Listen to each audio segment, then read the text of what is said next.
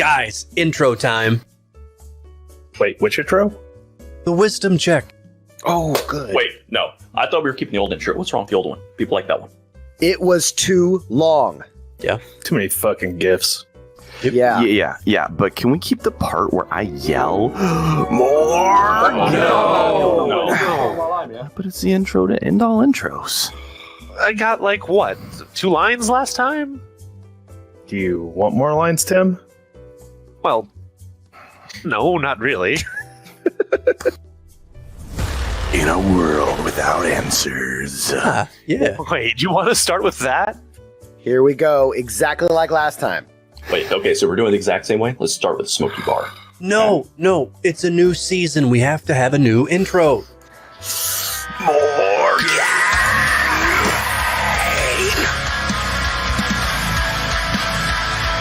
Not sure why we thought this would go any differently. Oh, well. Welcome, everyone, to the Wisdom Check, where Jeff and Dustin welcome a guest every week to talk about Dungeons & Dragons. Welcome. This is ridiculous. I'm starting the stream now. Wait, where's my die at? Well, we can't start until I botch, and it's not an intro unless I'm botching. You're on. Hey. How's it going, everyone? Welcome to the Wisdom Check. As always, I am Jeff, and across the way from me over there is Dustin, and we're here with you again, this time with George Jaros, and we're going to be talking a lot about board games tonight. So welcome, everybody. Happy to have everyone here, and we are, man, that's a mountain of good stuff behind you, isn't it? Looks nice. So I want to say hello to all the early birds that came in right off the bat. I always appreciate that. So let's touch base a little bit here with some of the usual stuff we get into. So let's talk a little bit about how you got into the hobby. Well, unlike most of your guests, I'm not into role-playing games. So I came into the hobby through a different path. When I was a kid, I used to play board games and stuff with my family and stuff. And then when I got into high school, I got introduced to some more complex board games. This was one that I played a lot of in high school. Oh, yeah. So it was it's about an 8 to 10 hour game. So a couple of my friends and I, we used to play it, all day on a Saturday, order pizza, then start a second game, finish it on Sunday. So that was kind of my introduction into bigger, meatier, heavier board games. Then my wife and I played a few games and stuff, and then we had kids, and I kind of fell out.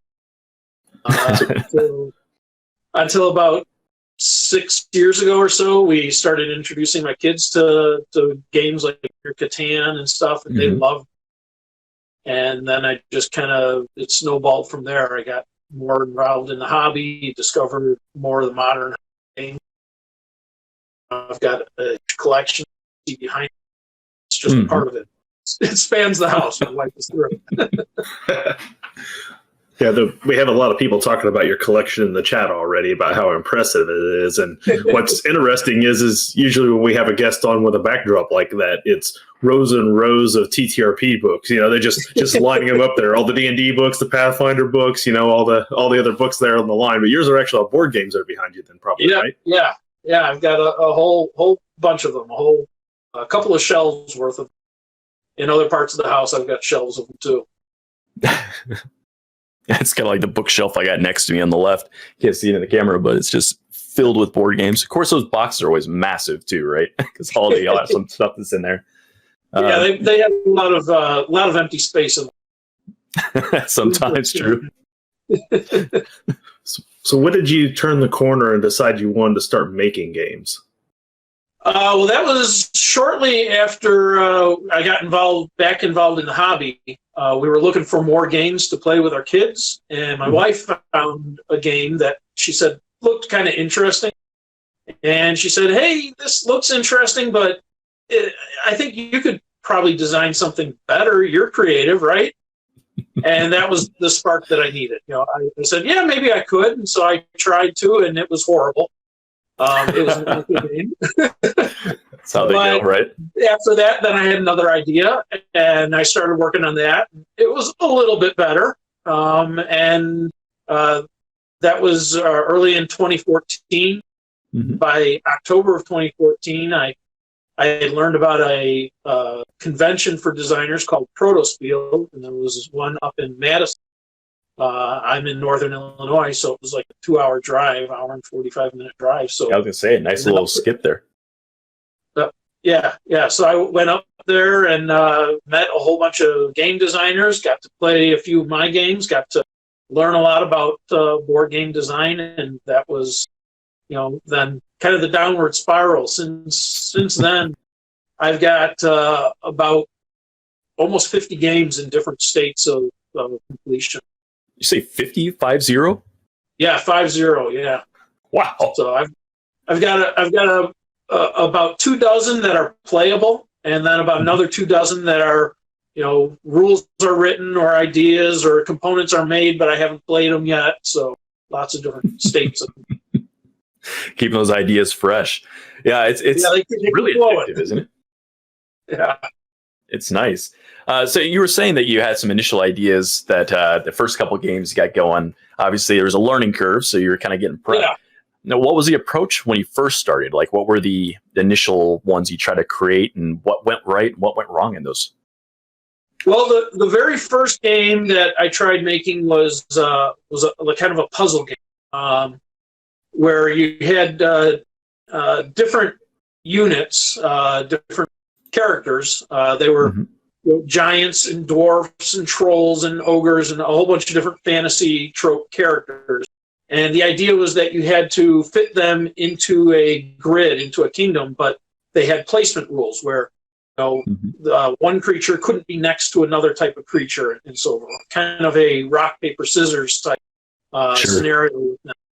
And it was a puzzle game where you had to draw the cards randomly and see what characters you got and then place them into a grid. And I love the puzzly aspect of the game, and then learning about the math that went into it and balancing the different types of characters and which one should I have more of, which one should I have fewer, how do the powers and stuff work.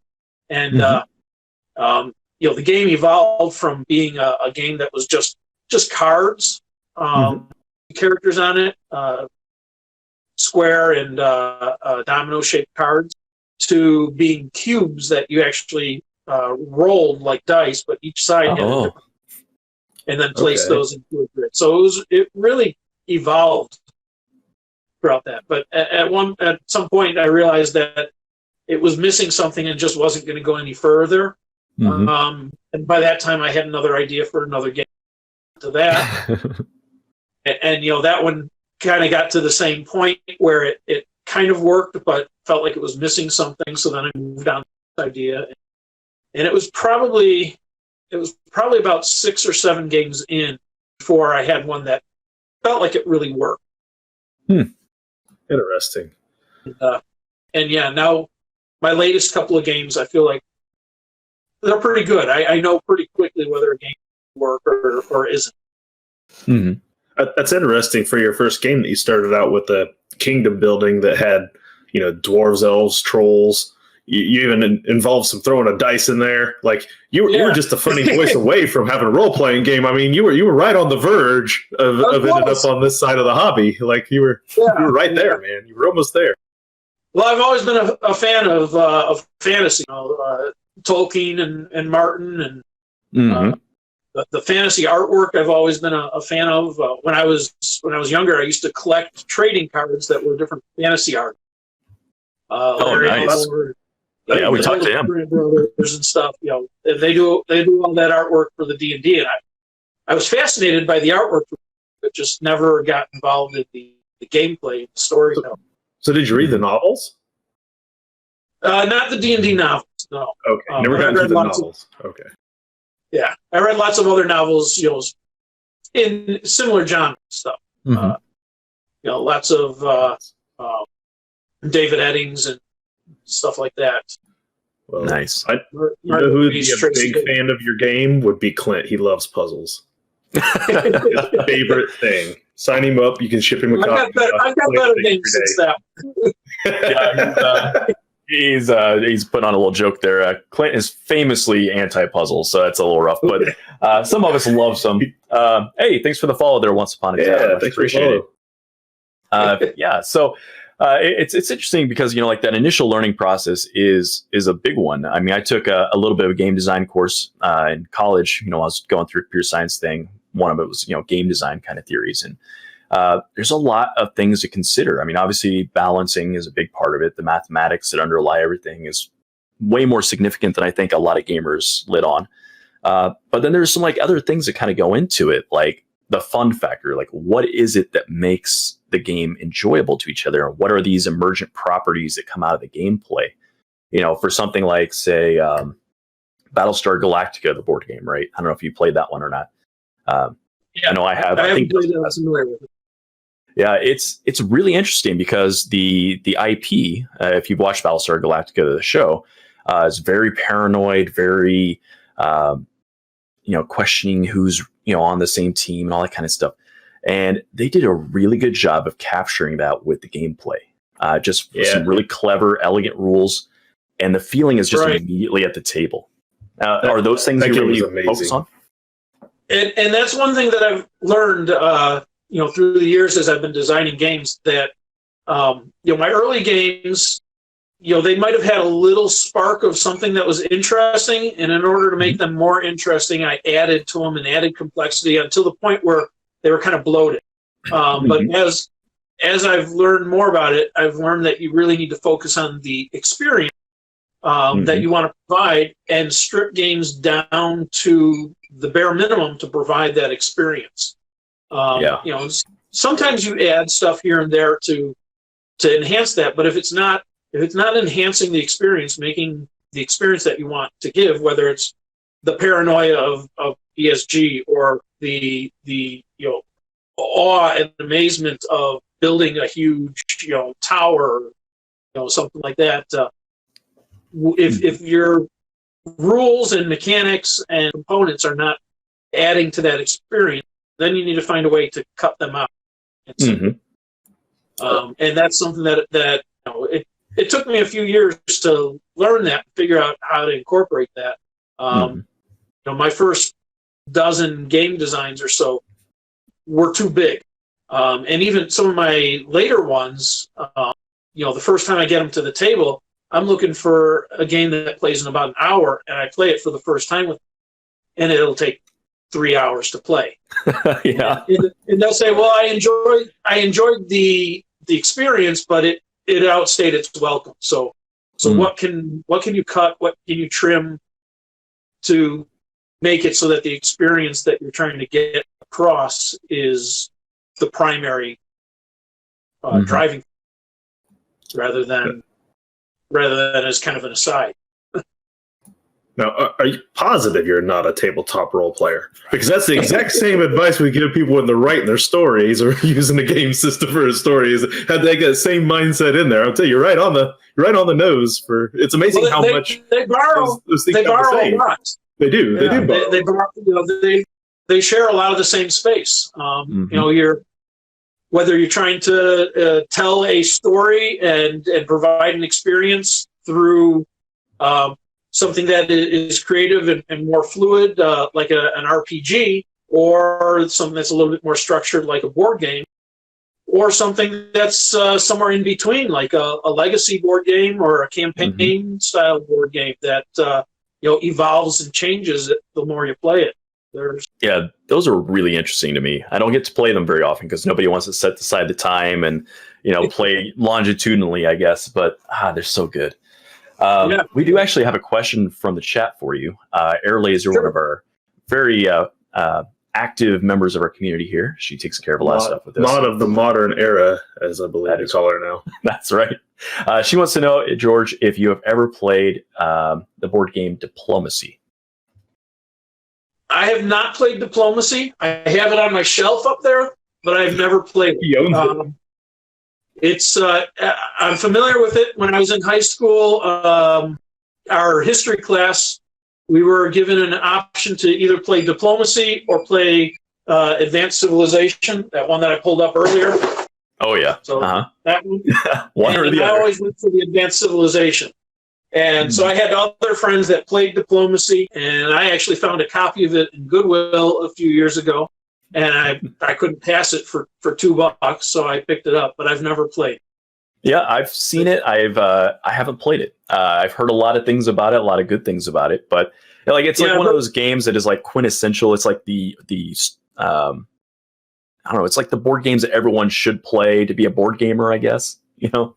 It's in there. One of the classics. It's a classic, which is why I couldn't pass it up when I saw it. But it's also a game that is known for ruining relationships and friendships and, and stuff too. So somehow it's the ones Dustin and I play together all the time, and it's we're still friends somehow. I don't know. I don't know how that worked out exactly. It's probably because me and Jeff have such a storied history with like even tabletop games of being in very like PvP environments, things like Larp, things like that, where we're used to like beating up on each other and one of us winning, one of us losing, and realizing that like at the end of the day, like that's just how it is. And then next time, get you a gadget. Those years of Moo 2 on the computer and everything else. We've always been that kind of players, I think. So very much so. There are plenty of games out there that offer a take that experience. Yeah. I've got some friends that love that type of an experience, but most of my game group, most of the people that I game with, prefer more of a collaborative aspect. That we play quite a few cooperative games.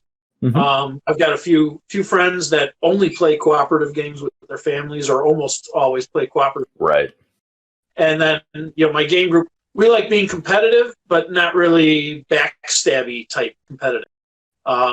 We prefer to kind of each be working on our own thing and building up and stuff. So we've got a lot of Euro type games that we play. Absolutely. That's cool. It's interesting how that has changed, because we talk about this with Dungeons and Dragons being kind of one of the original collaborative games.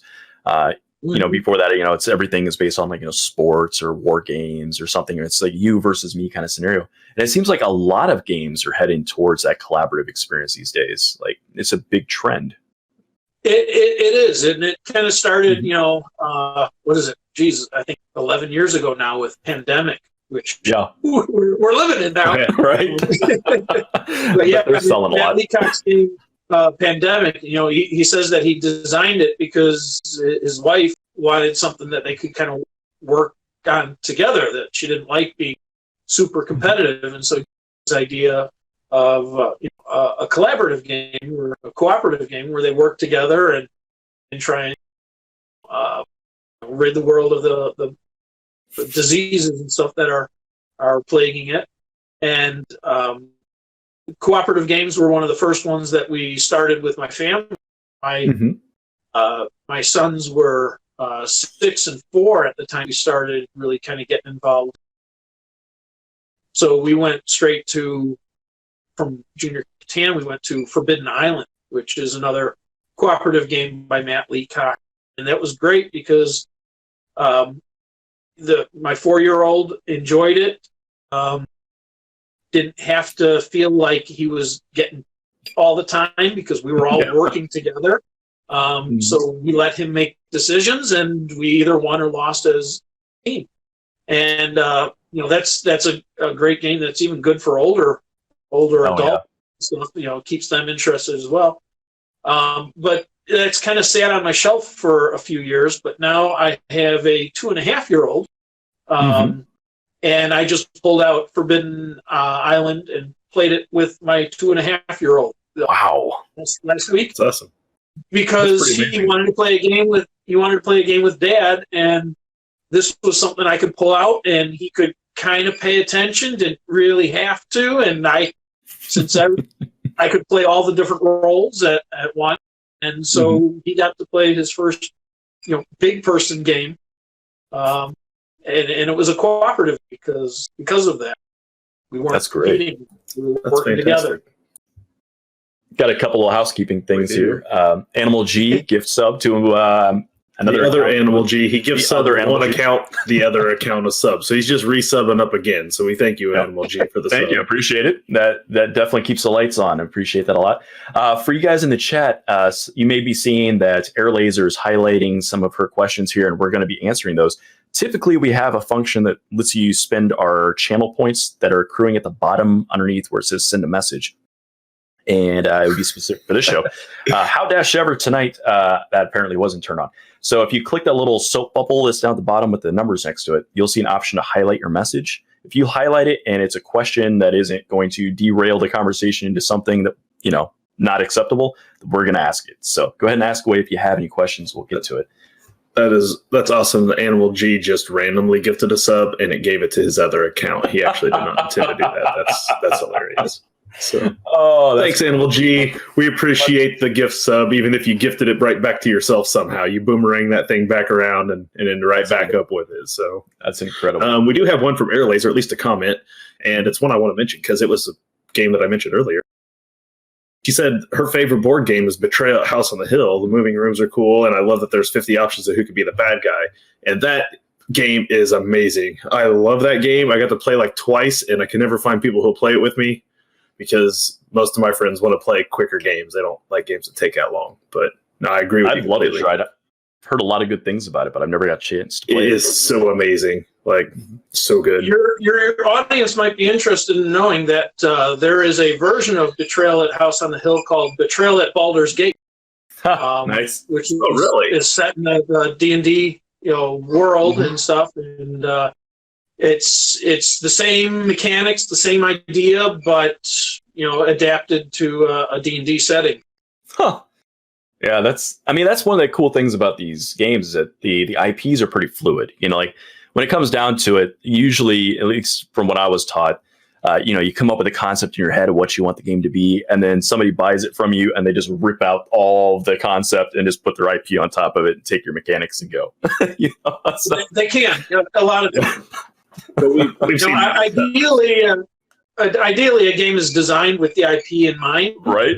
You would hope. So that you can really kind of tap into the theme if you have that in mind. But but there are plenty of times where a publisher sees a game and says, "Oh, I like that idea, and I can fit my IP in that." So that happens. So some games, some games, even if they're not intended, they do a really good job of hitting those IPs. Though, like Risk was perfect for Lord of the Rings. Like a few extra rules, they didn't have to change hardly a thing about Risk to make it work perfect for Lord of the Rings. And Settlers of Catan with Game of Thrones, that version of it, fantastic. Like sometimes they don't have to do too much. It's a marriage there that just happens. Mm-hmm. Yeah. There's a Settlers of Catan that works with Star Trek too. Star Trek version of it, which works great. Now I have Starfarers. Wow. Are you talking about Starfarers? No, not Starfarers of Catan. There's an actual Star Trek version of Catan. Oh, that's cool. So it's I got Starfarers, and I could see them adapting that to it, but just regular Catan, that's different. That'd be interesting to see. Yeah. There are different planets that you go to that provide the different resources. That makes sense. Brick and wheat and stuff. It's oxygen and fuel and things like that. Different resources that they need. And it incorporates the one of the expansions for Settlers of Catan. It's just called Helpers of Catan. It incorporates that into the Star Trek Catan as the different crew members. So you get help from Captain Kirk or that's cool. Spock and stuff. They help you out along the way. Oh, that's pretty clever. Well, we know what game's going to start taking place at the Pancake household soon. His dad's a huge Star Trek fan. Now, if he happens to be watching this one, they'll find that one in no time. Yeah, we'll ask him about it. Let's see. Okay, another one from Air Laser. So George, she wants to know chess, checkers, or Go. I'm assuming. What do you prefer? Yeah, I have never played Go. But I think that would be my preferred choice. I have played Othello, Reversi in the UK, if you're from there. Right. And I know that borrows a lot Go, and I that interests me more than chess or checkers. Yeah, I mean, the complexity is huge in that game. So I imagine, if you're a deep strategy person, that one's going to be the game for you. I mean, even beyond chess, So, I mean, chess is a lot of memory and stuff, but from what I understand with Go, there's just a lot more nuance to things, long plays that have to be taken into account and all that kind of stuff. So it does sound really interesting to me. I've never played it. But yeah, you got to love those hard games. I didn't realize what a spectator sport chess can be until one day I logged onto Twitch to watch a TTRPG stream that I watch all the time. And whenever you log into Twitch, when you're on the initial dashboard, it pulls up some random show, right? And it puts it right there in the middle of your screen, and the audio's there, and you can hear it. And it was some chess tournament. 4 hours later, I'm still sitting there watching this chess tournament. These guys are talking about all the different plays they could have done, this, that, the other. I was like fascinated. I was like, man, I have played chess 1,000 times. I had no idea. Like they got like names for these moves, like their football plays, like running rounds downfield stuff. Like I was mesmerized by it for like literally like 4 hours watching these people play. Like, and speed chess is pretty amazing too when they're hitting the clocks and stuff. Yeah. Keeps the intensity. Or you get those guys that play like multiple tables simultaneously. They're like going from person to person. Going from one table to the next. Yeah. It's wild. Yeah. I mean, you don't run into that very often in other kinds of games. So it's interesting. No, So we were talking a little off camera about this, but are there types of games, like complexity wise, that you enjoy more than others? Like, it sounds like with Go, maybe a little bit on the higher end of that. Yeah, I play pretty much any kind of game I'll play. I'm not a huge fan of most party games, although I'll play them. And trivia games I'm not a fan of. But with the family and a lot of times with my game group, we'll play like gateway level games that play in 45 minutes or so. We'll knock a few of those out. And then we'll also play heavier games too, Beast of Broden and stuff that take all night long and stuff. Right. So a whole variety of games. Absolutely. You can see on my shelf back there. I'm not picky. For sure. Hey, Fruitzilla sighting. You got a Fruitzilla sighting. Good seeing you, buddy. Yeah, so you got some stuff sitting on the table in front of you. Let's dig into some of this here, because I believe, if I'm not mistaken, these are some of your own pieces here that you might want to show off. So, I've got some of my own designs here. On this side, I've got a bunch of stuff that is actually available on the Game Crafter, if anybody is interested in ever purchasing. Game Crafter, okay. Yep. Is that the name of the website, Game Crafter? TheGameCrafter.com. It's a print-on-demand company located in Madison, Wisconsin.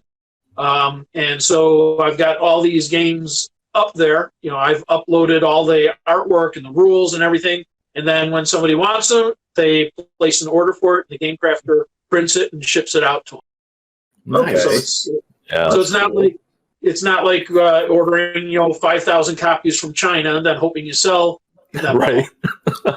So they're a little bit more expensive because they're being printed one-off, but it's a way for me to get my games out there while I continue my search for a publisher. But, either that or Kickstarter, I guess, at this point, right? Right.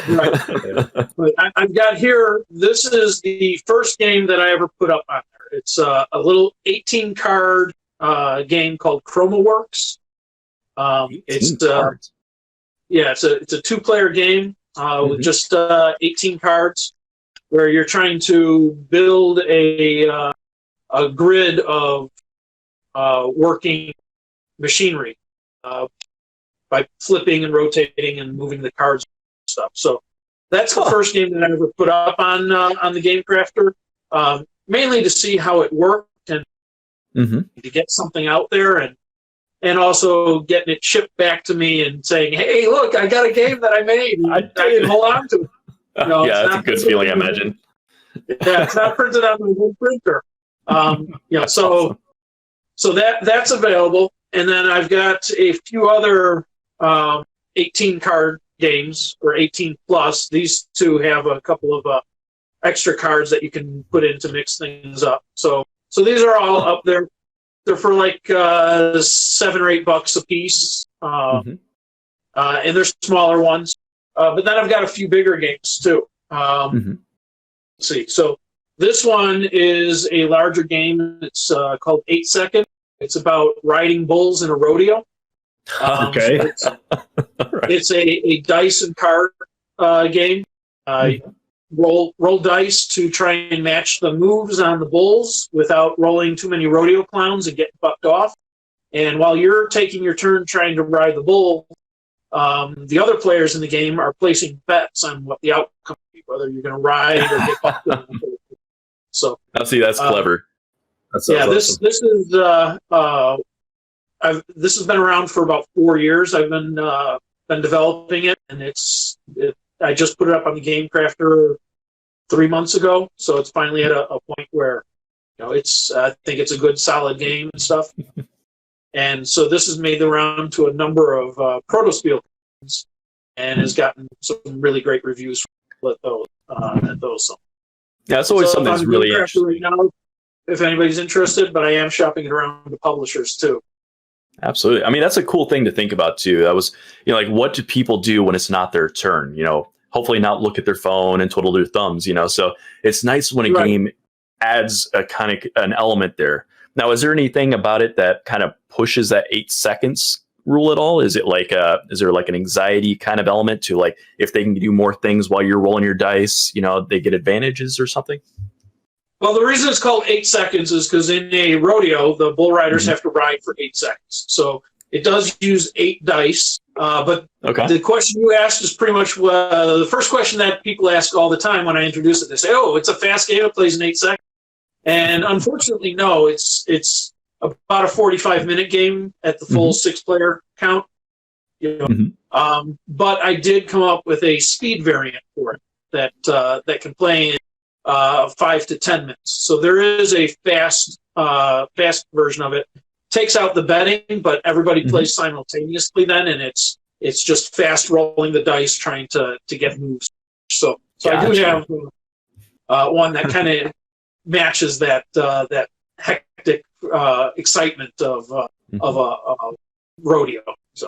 Nice. And you get like points, or is there like accruing money? Like, what's the what goes into it? The bowls, depending on their complexity rating, are worth different points, and then also the money that you collect through betting is worth. Oh, nice! Oh, that's really cool. We were discussing a little bit about how board games are being able to go more virtual, and when you're looking at games, like, you have a bunch of games that are like, what'd you say, 18 cards or something like that? Yeah. Like, that would be real easy to put in a digital format. So, like, have you considered putting your games in a digital format for distribution? I have.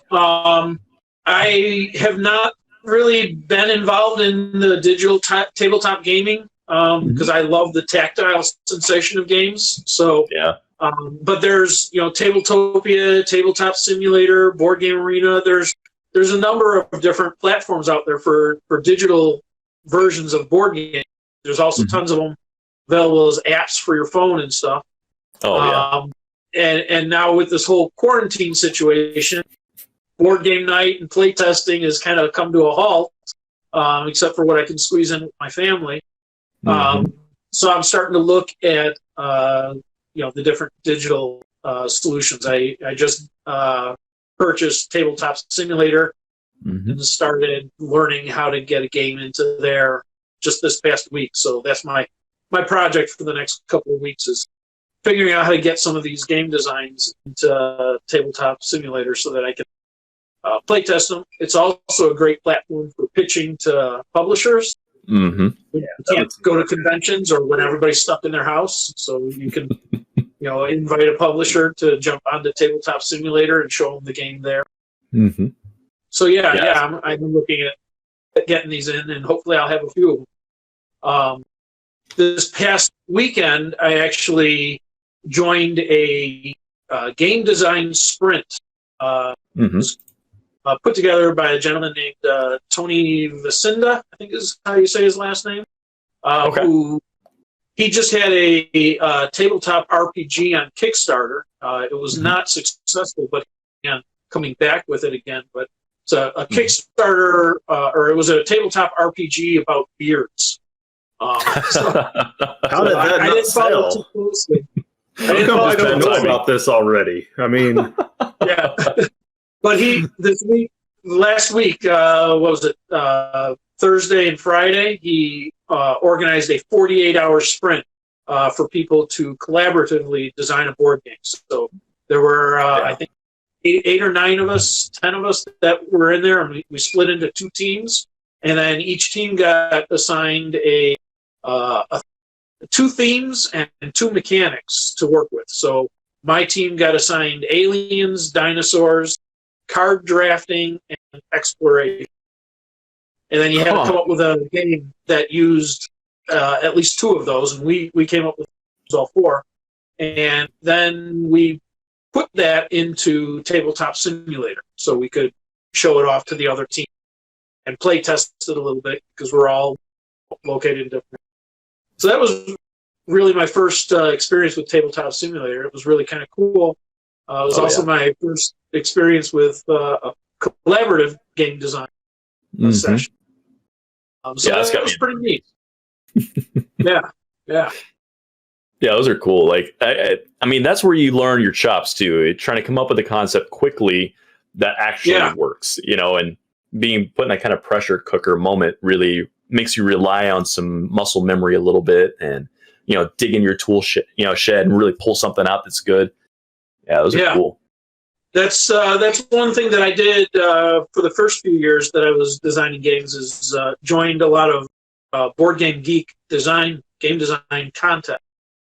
So there are constantly different game design contests going on there where people just put together their games, and actually all 4 of these started out in different years, but the 18-card game design contest that was being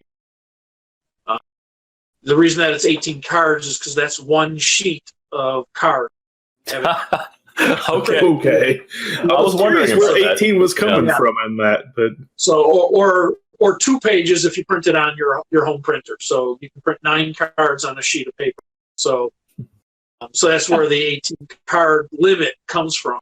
And so that was really kind of a constraint that forced you to really think about your game design. They like to call that a design challenge, right? Yes. The design challenge is the limited resource. Right. So there's a number of different design contests, design challenges, 18-card one. There's also a contest for a game that can fit into a mint tin. Wow. There's even a 9-card contest where you're limited to only 9 cards. There's a solo game design contest for games that can be played by 1 player. There's a 2-player contest. There's a ton of them going on all the time, and I found those were really good ways to teach me how to keep a game clean and efficient and still effective. So these 4 that I showed you are the 4 that kind of came out of it and did well. I probably designed 10 different 18-card games, over the years. These are the 4 that kind of rose above the rest. But That's awesome. I've continued to enter game content. So I've got a game that I'm working on right now for a contest that Ed Baraff, Edo's Reviews, if you're familiar with him, does board game reviews, videos on game design stuff, but he's running a contest right now, and so I've been kicking around an idea for that.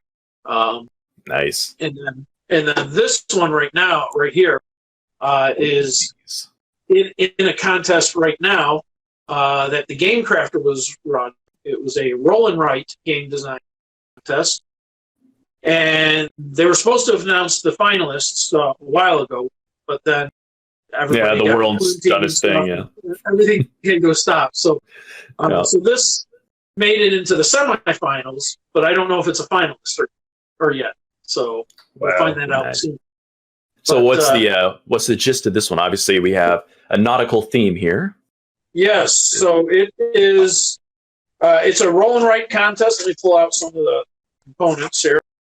All right. Wow. All kinds of stuff in there. Yeah, I threw in dry erase markers.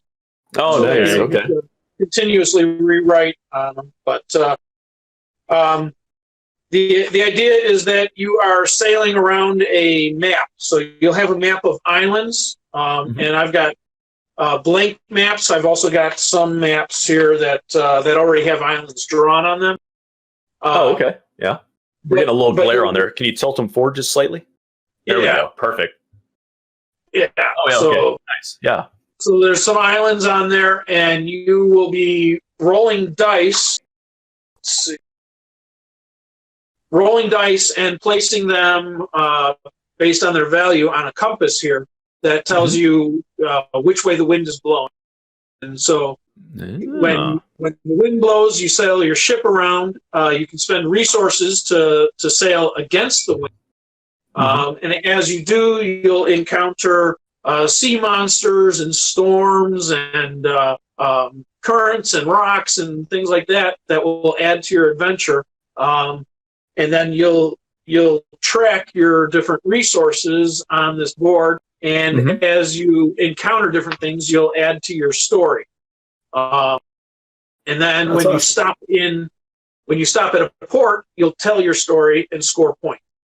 So you sail around the map, telling your story, having an adventure, then telling your story, scoring points, and the more story that you tell and the more times you tell it, the more points you get till the end of the game, 25 rounds, and then everybody totals up. That's cool. See, that's awesome. So we got some resource management in this. Obviously, we're talking about dice in here. How important do you find randomness, I guess, in gameplay? There's a couple of different types of randomness. And there are some games, like chess or checkers that have absolutely no randomness. Yeah, zero. Yeah. And there's big tabletop games that are like that as well. Terra Mystica, or its new sci-fi version, the Gaia Project. There's a little bit of randomization when the game is initially set up, and after that, it is pure strategy. And that's that's great.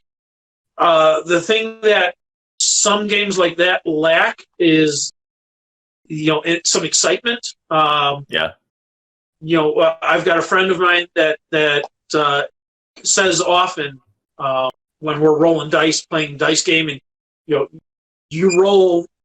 Well, you guys are familiar with it with the RPGs. You roll a couple of natural 20s. It's like, yeah, I got it.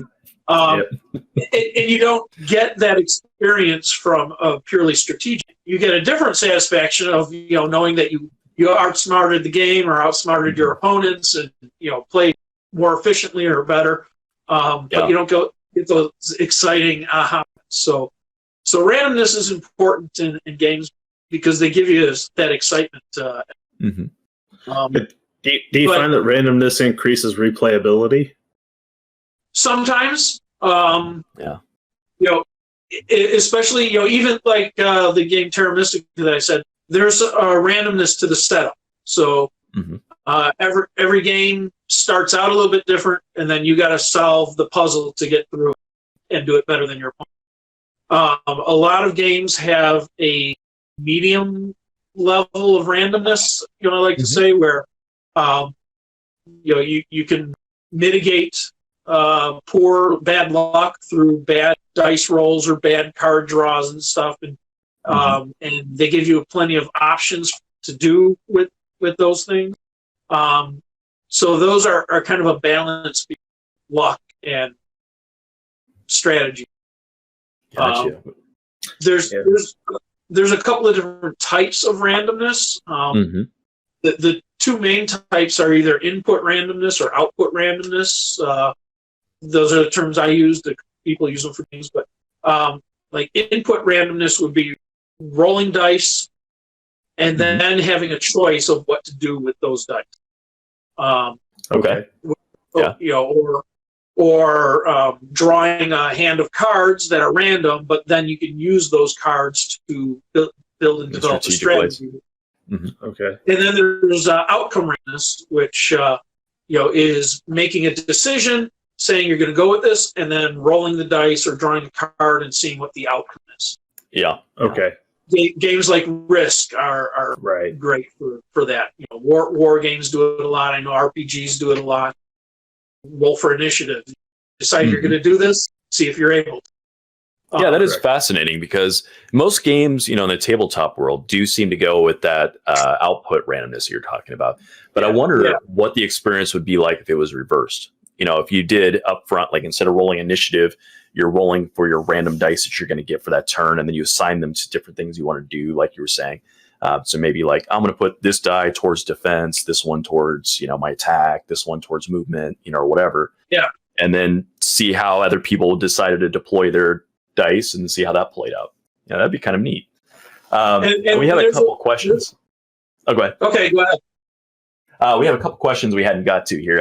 We're just on a roll here, so I want to make sure we touch back on it. But it's kind of going back to some of the stuff we've just been talking about. Air Laser again wanted to know about your opinion on dice-based board games, and then later she was asking about deck builder games.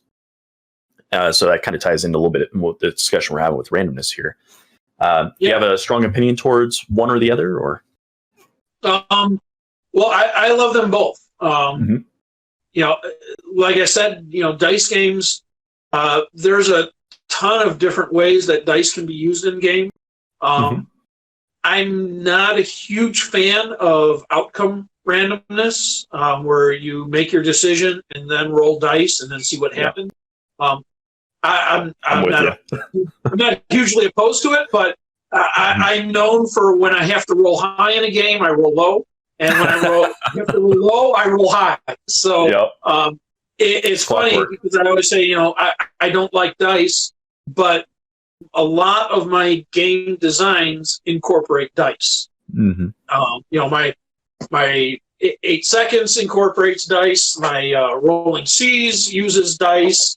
I've got a number of other games that use dice, and I try to find unique, interesting ways to use dice rather than just you roll and see if you got lucky or not.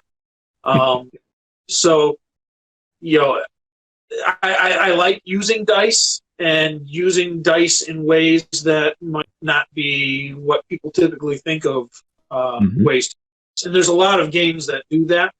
I've got a game on the shelf back there. It's called Cavern Tavern. It's a game.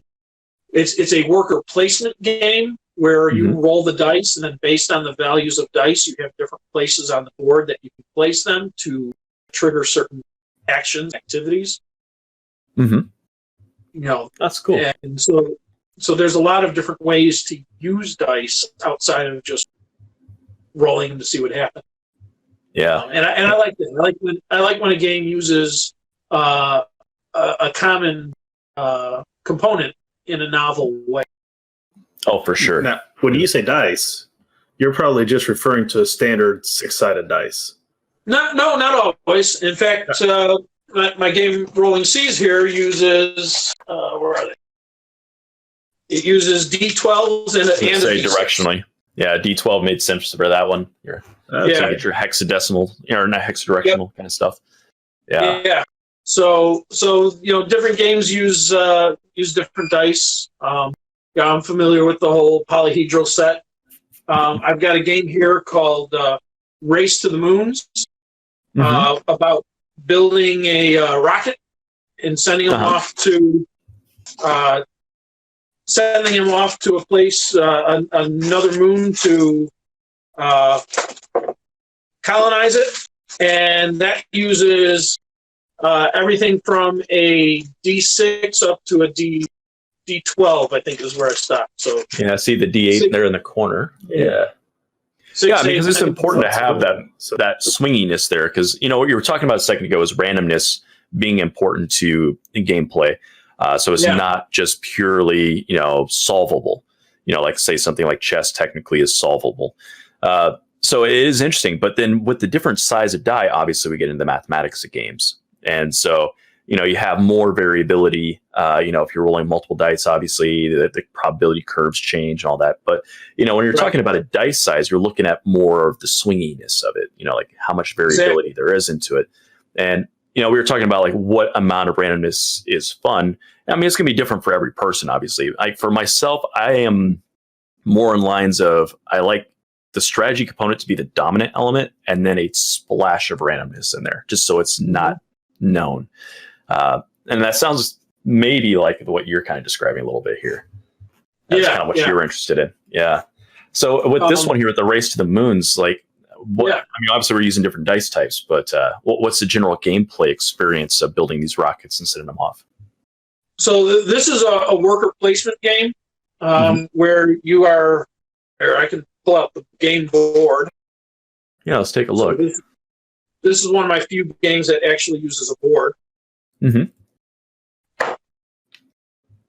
Oh, that's nice. But it's a worker placement game where you place your workers on different actions around the board to do different things like research technologies and build your rockets, upgrade your facilities, your factories and research. There we go. Perfect. Yeah, there we go. And then once you've built your rockets and have your technology built high enough, then you send them on a mission to try and colonize a moon in a different solar system. Cool. But the dice are used for your technology. So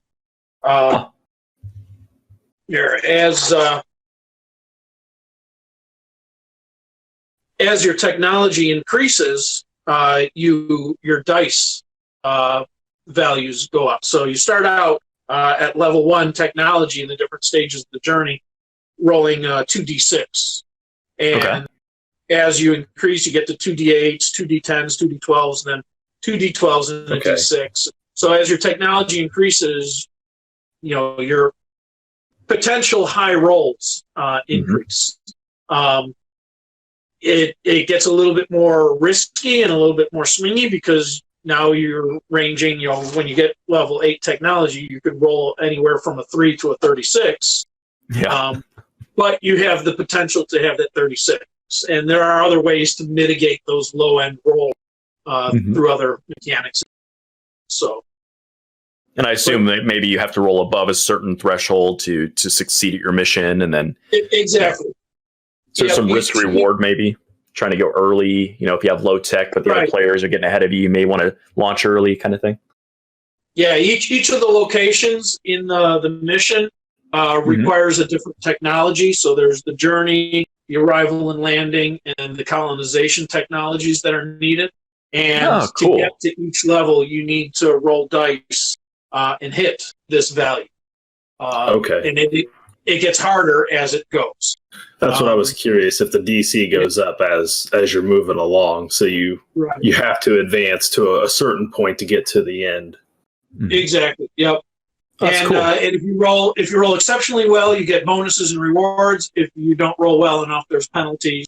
And there's ways to mitigate dice rolls and stuff too. And you can train your astronauts so that they start with a base number. So you can train them so that they always have a +5 to their rolls or whatever. Oh, okay. Nice.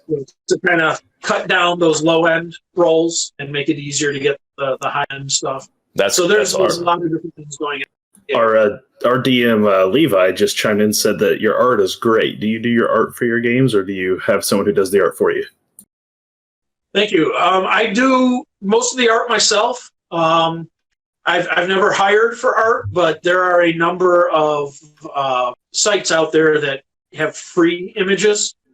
Like the art for this box cover, I found on a site called Pixabay, which is all royalty-free stock photography. So I scour those sites to find pictures that are good for that. Same with this, the artwork in the background, but all the graphic design and stuff is mine. So all the text and everything, and then nice. Like the player boards and stuff. This is all my own artwork and stuff. And nice. I've work in a number of other games and stuff too. So Yeah, it's so such it's a combination between my own artwork and found artwork. Yeah, that layout and design is so important. And you actually have somebody in the chat here, Pennywise Daycare, great name, saying that the game is very fun to play. So says he's one of the people in your board game groups. Awesome. It's always good to have a testimonial there. That's great. Yeah, so follow up on Air Laser's question. She was saying, in regards to randomness too, as the deck changes every game. So she was talking about deck builder games earlier, like Battle for Hogwarts. And how deck builders randomness plays in. Because that's an interesting concept, because with a deck builder, you determine a certain amount of the randomness by how many cards you put in your deck. Mm-hmm. Right. So you trim it down to try to make the randomness a little less, so you get to those important cards that you need. So it's actually part of the strategy of building the deck, which is kind of interesting. It is. And there's a couple of different types of deck building mechanics. There's your mechanic like in collectible card games like Magic the Gathering or Pokemon, where you build your deck ahead of time and then you play it out during the game. And then there's games like Dominion, Ascension, Hogwarts Battle, where you start out with a small deck and you add on to it as it goes. And, like you said, that's kind of an interesting randomness, because you start with a known set of cards in your hand, and then you're adding to it and hoping that you got the ratio of cards that you want to cards that you don't want right, so that you're playing, you get what you want when you need it to. And it's a lot like playing Texas Hold'em. You got your two hold cards, and by the time you're done, 5 other cards have been played, and your hand went to shit. Right. And it's very similar to that. If you want to know what the experience is like, it's very much like Hold'em. That's how it. Yeah, and there are games that do a couple of different things with that whole deck building genre and mechanic and stuff, trying to use them in novel ways. Like there's the Clank series that incorporates the deck building with a board game, moving around the board and collecting treasure and resources and stuff. There was a game out a few years ago called the Guardians Explore, I think was the name of it, and that was a deck refinement game where you started out with a deck that had a lot of cards in it, and the goal through the gameplay was to whittle down your deck till you had exactly what you needed to fight the big bad boss at the end. So that was kind of more of a deck deconstruction. There was a game on Kickstarter not that long ago. I think it was called Sculpture. I'm not sure. I didn't back it, but that was another one. The same idea where you start with a larger deck and whittle it down to just. That's interesting. Yeah, I hadn't run into games. There's some interesting alternatives and variants on that whole deck building. For sure. Another one, our Leviathan again, our DM. He's an art teacher, and he was saying your layout and composition on your stuff is clean, very well done. So another compliment there. Thank you. Make sure that gets passed on. Your lasers chiming back in. She's asking about like Munchkin. She says like D&D with cards. Yeah, that's a great game. I love Munchkin. I got all 3 or 4 of the Munchkins that they had at the time that I was purchasing them all. But again, I'm in that hole where I don't have a lot of people who will play those games with me. So yeah, Munchkin's a game I played it once, and for me that's probably enough. if I was with a group and they said, "Hey, do you want to play Munchkin?" and there was nothing else to play, I would say sure, because I'm the type of person that'll play pretty much any game. But that basically turned into a bash the leader game. Which everybody plays, and it was fun at the beginning when everybody was kind of doing stuff, and then as soon as somebody got ahead of everybody else, it was like, oh no, we got to knock him down or he's going to win and end the game. Every time. A lot of games fall into that. A lot of games do. Yeah, and some people love them. I was playing with, I think, 6 or 8 people, and we played for 2.5 hours before I had to get going, and said, I had to leave, and I left the game unfinished. But it was fun for those 2.5 hours, but I didn't feel like any progress was being made. So Munchkin is a game where I think it's more about the experience of playing the game. Kind of like a lot of party games are. I think you have to have a lot of fun with Cards it. Against Humanity, or it's more casual. or something. You're not playing it to see who wins. Really, you're just playing it to have fun while you're doing it. So there's a shirt out there for Settlers of Catan. It says, "Please don't let them see I'm winning. Please don't let them see I'm winning." Written like 5 times underneath it, and I want that shirt because that is the most true shirt for board gaming that I've ever seen. Because you're right, Munchkin games like that, it's like once you get ahead, it's like you try to hide it, like you don't want everyone to realize how far ahead you are. And that's actually an interesting thing. I got a game from North Star Games called Evolution. I don't know if you played that one. It's a great game. It's fantastic. So it's like basically you're like evolving little creatures and getting different characteristics and stuff. But the way they get around that, your points mechanic is getting food for your little animals. But you have a bag that you stick your points into. So every turn you sock away however much food you have. So people can kind of pay attention to how much you have, but you don't really know what's in that bag until the end of the game happens. So it kind of gets around a little bit. It's pretty cool. Yeah. There's a couple of ways to kind of avoid that. And one of them is like you mentioned with Evolution. You keep your points hidden. There's a number of games that do that. You collect your points and either flip them upside down so you can what they are, or keep them behind a screen or in a bag. And then there's also they call them point salad games, where you score a small number of points in a large different number of categories. Like Seven Wonders, or I just played Great Western Trail the other day. They're at the end of the game, everybody goes through and say, okay, how many points do you have for this? How many points do you have for that? How many points do you have? And you add up all the numbers and then see how many points you ended up with. So it's real hard to tell going along who's actually winning. Now, you've got a vague idea, but my wife hates those games because she constantly says, "You're creaming me, you're beating me, I'm going to lose this game. I can't stand this game. I hate it." And then we tally up the points, and she beat me by 20 points or whatever every time. Sense of dread always starts to set in. And then there are games that are kind of like somewhere halfway in between, where you rack up points as you go, so you can kind of see who's the leader. But then there are also hidden points that you don't know to the end. And so got one back here that's really good at that. It's called Lockup by Thunderworks Games. okay. It's a publisher up in Madison, Wisconsin. The designer's from Madison, so Sam Kradonsky. But it's a worker placement game where you're these little minion guys captured in jail and trying to build up your reputation in the jail without drawing the suspicion of the guard. Nice. And so throughout the course of the game, you build different types of equipment.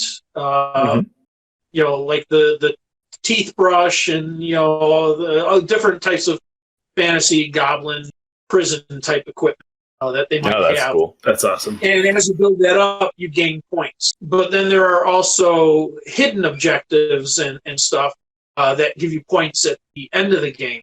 So throughout the course of the game, you build up your points around a points track, and you might see, I've got 38 points and he's got 45. But then you score your hidden points, and see how far ahead or behind you are. So that's kind of a good. It's pretty clever. So, So we still got a lot of stuff sitting in front of you here on the table. I know we've been kind of sidetracking to answer some of these questions. There's a couple more in the chat we'll get to here in a minute. But I wanted to make sure we get back to some of your products there to make sure we get a full sense of what you got. So sure. This is the last one that I have with me. That's available on the Game Crafter. It's called Trick Builders, and it's we were talking about deck building games, and this is a combination trick taking game like hearts or spades. Okay. with an element of deck building and card drafting. Huh. So Okay. it's a kind of a themeless game. It's just generic cards that have, the 4 suits, your 4 normal suits. Let's see. You've got different values and stuff of the cards, but some of them have different actions on them. Like you can change the lead suits, or let's see. The 2s you can combine with another card of the same suit, so you play it with a 7, and it's all of a sudden a 9 of spades.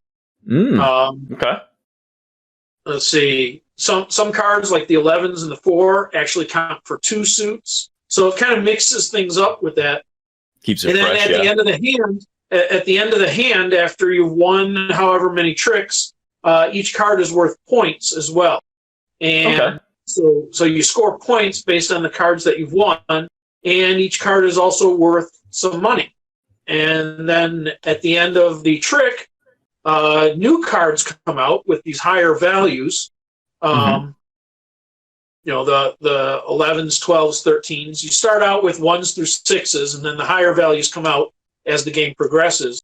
And you use the money that you've earned through the tricks to buy new cards that add to your hand. It's kind of interesting because they only get added to your hand that next round. And then you play them, so they give you a stronger hand. But then after that, they get shuffled into the main deck and get dealt out to everybody. So you got to really choose when are you go going with to it. get those high cards that will help you in the next round, knowing that they'll be available to everybody in the future, or do you get lower cards and stuff. So yeah, there's a whole aspect in there of balancing. There's an advanced way to play that uses the money, and then there's a simpler way to play that you just draft cards instead of purchasing them each round. So that's cool. That's one that I've got available on the Game Crafter as well. This one has been played at a number of Protospiel events as well, and was at Protospiel Milwaukee 2018, I believe it was. Let's see, I got it written back here. Yeah, Protospiel Milwaukee 2018. JT Smith, the guy that owns the Game Crafter, said it was one of the top 3 games he played at the event. So That's awesome. I'm pretty proud of that. Yeah. That's awesome. Well, let me Nice tell you, job. somebody coming from a computer gaming background, what I'm seeing right there is some microtransactions. Yes. Tell me I could buy my cards for $1, on my online digital to win. I know a lot of people would sink a lot of money into winning that game on repeat, so you fund all the rest of your game projects probably with that one. Yeah. It's interesting. One of the things we were talking in the classroom was about when you're putting together your game. Some of these ideas, like you put in there, like thinking long term is really important. And with what you were designing there, a lot of times people go with just cards. Like, oh, you got a deck of cards. Well, okay, why are you selling me a deck of cards, right? But yours are really well designed here because they have lots of important information that, you could get that information, but it's all clean and right there on those specific decks that you've got created. It makes your piece unique and important to get the official, box. So it's, not something somebody can go online and just grab your rule set and say, okay, I can make my own. It's smart. For anyone who's making new games, definitely pay attention to that, Yeah, and it's interesting that you mentioned that. There is a whole print and play P&P community out there that does build their own games. And so I've got a couple of my smaller games, these 18 card games, that's pretty easy to print up on your own, and you can. And even my dice game, my roll and write game, I have a print and play of that available on P&P Arcade, a site that sells print and play games. And so if people want to print it out and build it and stuff, they can. If they want something a little bit more professional in the box with professionally printed cards and stuff, they can go to the Game Crafter and pick them up. But all of my games start out as print and play games because that's what I need to do in order to print it out and test it. Of course, That's what this stack over here is some of my current designs that are print and play games. So I've got cards that I just put in a sleeve, and they're just printed on my home computer, and I sleeve them up and play with them. And as I'm playing and testing them, I'm changing them out. I'm swapping out and changing things and stuff. Yeah, that's gotta be nice for prototyping. So all of my games start out as print and play games, and a lot of them, start out with artwork that's not even all that nice. I've got I mock it up in Microsoft Word and with tables and stuff and no graphics, and then it's not until I have something that feels like it's really working and functional before I start creating artwork. Absolutely. And we got your link here in the chat. And since these will end up on YouTube later, I'm going to read it out so that the people watching who don't see the chat will know. So it's www.thegamecrafter.com/designers/GJJ-games-George-Jaros. Yes. That'll get you to all of his products, it looks like. Yep, that'll get to all my products on the Game Crafter. You can also get to my personal website. That is georgejaros.com/DJJGame. And that'll bring you to my blog. I've got game reviews. I've got information about my game designs. I do game designer interviews on that site. So a lot of information. I've got some resources about designing your own games and stuff on that site. So there's a lot on there as well. Oh, that's cool. Yeah, we'll definitely have to get that linked up too, and remind me of that, because when I put it up on YouTube, I'll put the links in there for people. Make sure it's down in the description so they can get to all that stuff. That's really nice. That's pretty neat. Yeah. So some of those questions we had banked back here. Again, Air Laser is just taking advantage of our points that we have here for. Let's see. She was mentioning a role-playing card game called Gloom, and let's see if you'd had experience with that, and if there were unique aspects to that game that we could talk about. Gloom is kind of an interesting game. It's a game where you want to be the player that has the most miserable death. Oh, that's that game. Okay. I remember this one. Each player takes on a family, and you're trying to have your whole family die in the most miserable way possible by collecting cards. And one of the really interesting aspects of that is the cards are plastic and see-through. So you layer the cards one on top of the other, and they have different effects as you stack. So it's been a while since I've played it, but it's kind of neat. Yeah. What Air Laser's talking about is with that game, she says you can narrate the deaths as it happens. Yeah, exactly. And that's something we find that's done a lot with people in our community is when they play a game like that, they can't help themselves but try to role play it at the same time. We have a friend, the Litching Hour, who plays card games and board games all the time by himself, even multiplayer board games. He'll play them by himself and just completely tell a story and role play the entire board game out. I don't know how he does it, but it's as he does the whole thing. I'm surprised he's not here tonight, unfortunately, because I'm sure he'd be all about some of these games because he does these things all the time. And that's kind of a neat aspect that you can do with a game like Gloom, or probably even with Rolling Seas. You could probably really have that same sort of experience if you really wanted to. Yeah, well, I was just going to show that. One of the things I added to Rolling Seas is this little journal here on the side of each of the player sheets. And as you sail around, the story that you create, that you encounter, the different monsters and stuff, it's really just checking off boxes on the sheet. But I added the little journal spot here for people to write down a little bit. And some of my players, use it and write down. I've got a couple of guys from my main game group, and anytime they stop at port or something, they'll put down a little bit about their story here, and they'll fill in half of this. But when I played this with my wife, it's normally about a 40-minute game, 45-minute game. When I played it with my wife, it took us an hour and a half because every single turn she had to fill out her story, what she did, what she encountered that turn.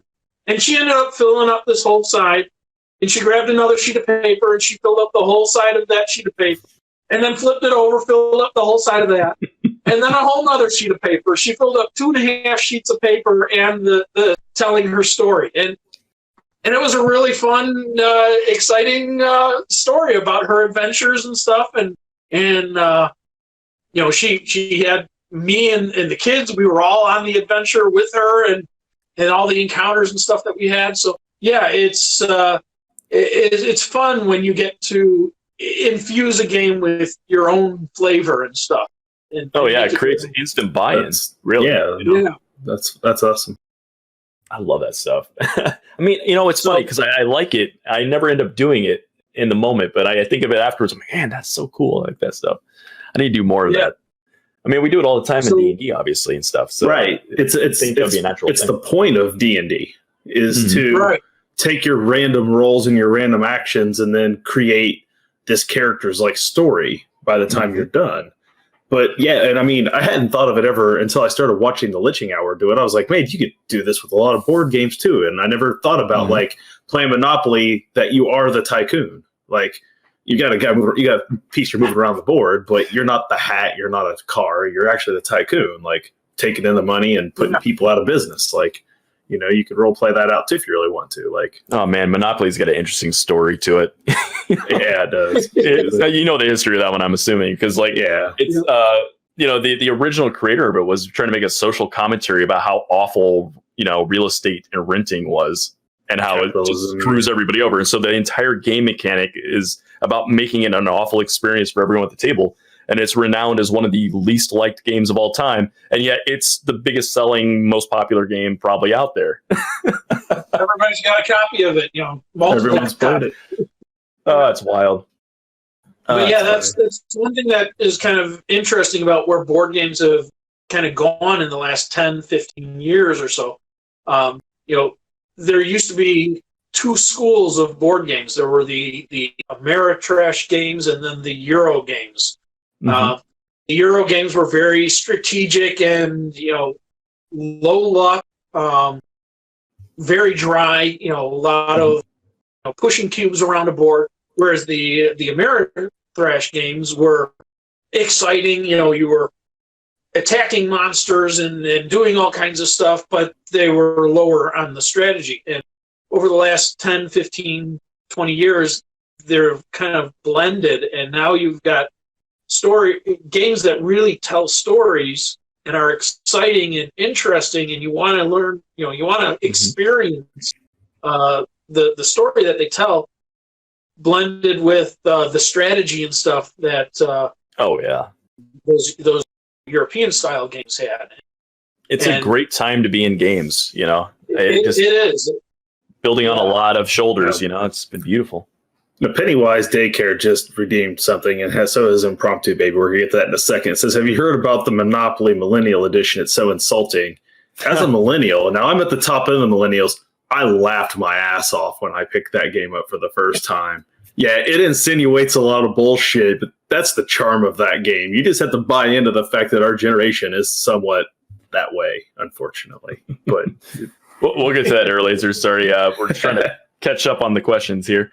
That's an interesting one. Impromptu Baby says, have you seen Risk or Pandemic Legacy? If so, what do you think about making permanent change like that? I have no idea what those are.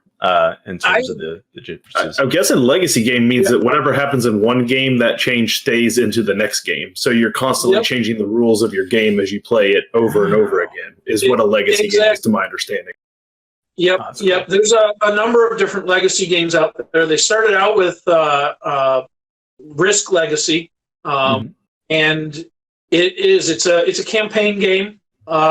similar to something like Descent or something like that, where as the game goes on, your character or nation or whatever it is evolves and grows. But whereas the more traditional campaign games, you grew from game to game or changed from game to game. It wasn't really the core rules of the game. It wasn't anything about the components. Maybe you had a sheet where you wrote down some information about skills that your character had gained or something.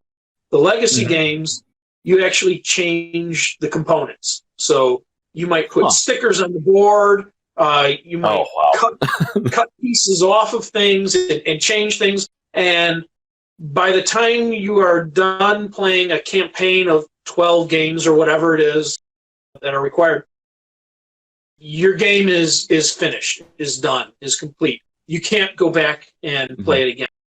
That's interesting. Now, a lot of people complained about that and said, "Hey, I paid $70 for this game, and I'm going to play it 12 times, and I can never play it again." But when you do a cost comparison, you paid $70 and got 25 hours worth of enjoyment out of it. It was probably worth it. Times 4 or 6 people or whatever. But a lot of the newer legacy games like Charterstone and stuff like that, you can actually play them to the end and then reset everything and play it again. So they're not really into component destruction. And then there's like Scythe came out. Let's see. Yeah. And they've got a campaign game here called The Rise of Fenris, which is kind of a legacy style because as you play through 8 different games in the campaign, your character, your faction, everything kind of grows and evolves and changes. There's boxes of components inside the main box that are sealed until you get to that point in the campaign, and then you open it up and reveal the new rules, new pieces, new components, new mechanics and stuff. But when you're done with that, you've now unlocked essentially, I think it's 11 expansions for the base game of Scythe. And you can mix and match them into your game and change it, and then play the main game however you want to at the end. So the legacy style of games, even though they're only 6-7 years old, something like that, have really evolved a long way as well. And they're pretty neat because they are very, very immersive in the story that gets told. Like the Pandemic Legacy game, Pandemic Legacy Season 1, you play over the course of a year of game time. Each month is 1 or 2 games, depending on if you succeed or not. You can play it a month, once or twice. But when you're done with that whole year, you've told a story that is completely unique to your game that you played with your group, which is really kind of cool. And I've seen people that when they get done with their 12 games, they take the game, they put it in a frame, they take the components, put it in a frame, put it up on the wall, and then go out and buy another copy of it and play it again and see how the story changes.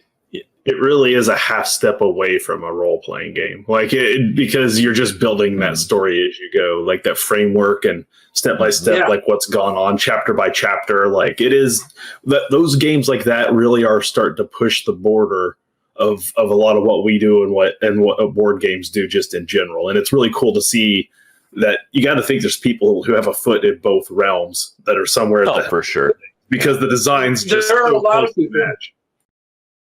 Yeah, there are a lot of people out there that do both. I'd